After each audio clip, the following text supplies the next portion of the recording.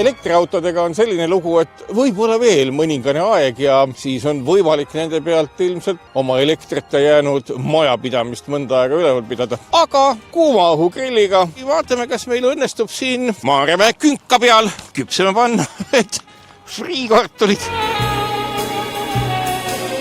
Ja mida me saame veel vaadata? Me saame vaadata mitu kilomeetrit autosõitu. Üks 20-minutiline kartulite grillimine või küpsetamine siis meilt ära võtab. 6 minutit veel, ei juba 5. Valminud kartulid ongi. Kuumad ja puha, niimoodi. Vaatame, mitu kilomeetrit läks maksma meile see kausitäis kartuleid.